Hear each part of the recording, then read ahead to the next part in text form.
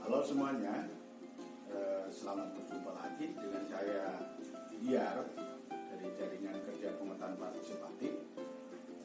Kali ini saya akan menyampaikan bagaimana caranya membuat peta sketsa yang biasa digunakan dalam proses pemetaan partisipatif.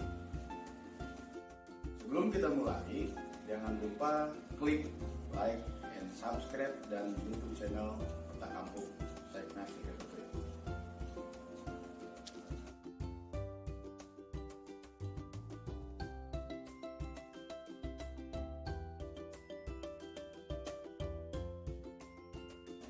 Peta sketsa adalah gambaran kasar dan sederhana mengenai suatu wilayah seperti kampung atau desa yang dibuat berdasarkan pengetahuan masyarakat lokal.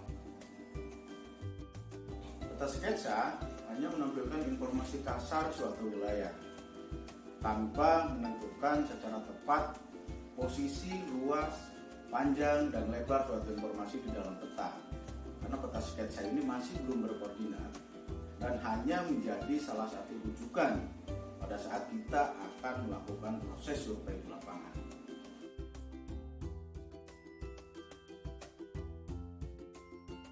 Yang membuat peta sketsa adalah masyarakat setempat atau yang dalam proses pemetaan partisipatif disebut dengan peta mental atau mental map. Sehingga keterlibatan masyarakat dalam proses pembuatannya ini menjadi penting karena masyarakat setempatlah yang mengetahui informasi yang ada di wilayah tersebut.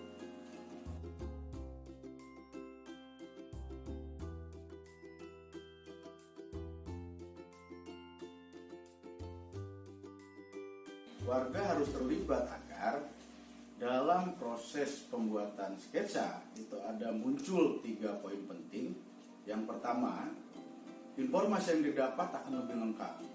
Kemudian yang kedua, muncul rasa memiliki akan wilayah yang akan dilakukan proses pemetaan atau dipetakan. Dan yang terakhir, terjadi proses alih pengetahuan mengenai sejarah dan batas wilayah suatu kampung atau desa.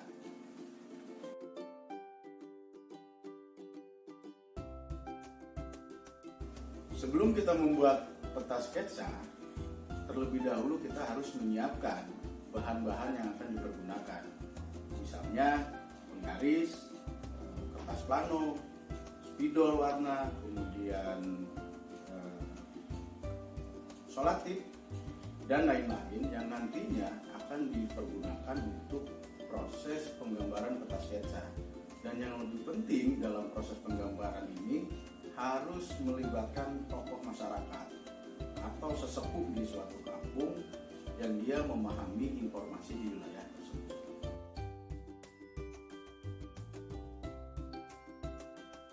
Hal-hal penting yang perlu diperhatikan pada saat kita membuat peta sketsa antara lain: 1. Partisipasi masyarakat, baik laki-laki ataupun perempuan di wilayah tersebut, agar semuanya dapat memberikan informasi terkait dengan apa yang akan dimasukkan ke dalam peta sketsa. Kemudian yang kedua juga penting melibatkan tokoh masyarakat yang dia memahami batas wilayah, kemudian tempat-tempat bersejarah atau tempat-tempat penting agar terjadi proses transfer pengetahuan dari para sesepuh tersebut kepada anak muda yang ada di desa tersebut. Dan bagus kalau anak muda tersebut ikut terlibat dalam proses penggambaran peta sketsa dan nanti pada saat proses survei di lapangan.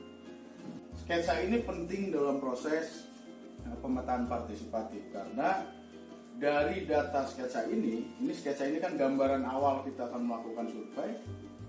Jadi pada saat kita melakukan survei, sketsa menjadi rujukan kasar data apa saja yang diperlukan dan data apa saja yang akan kita ambil. Sehingga penting di awal ini proses pembuatan sketsa ini disepakati juga oleh masyarakat yang ada di desa. Sehingga dari data yang dibutuhkan ini, apa saja yang kira-kira mau dimasukkan ke dalam peta itu berdasarkan hasil musyawarah bersama masyarakat. Sehingga makanya penting pada saat proses pembuatan sketsa itu diperlukan proses keterlibatan banyak orang di kampung. Karena informasinya di dalam sketsa ini makin banyak orang yang terlibat dalam penyusunan atau pembuatan peta sketsa, artinya makin banyak informasi yang didapat dari masyarakat yang hadir di situ. Karena dalam ciri proses pemerintahan partisipatif, keterlibatan atau partisipasi masyarakat itu yang menjadi kunci, baik laki-laki dan perempuan. Demikian tutorial dari saya, semoga bermanfaat. Tetap semangat, salam kedaulatan rakyat atas Tuhan. Terima kasih.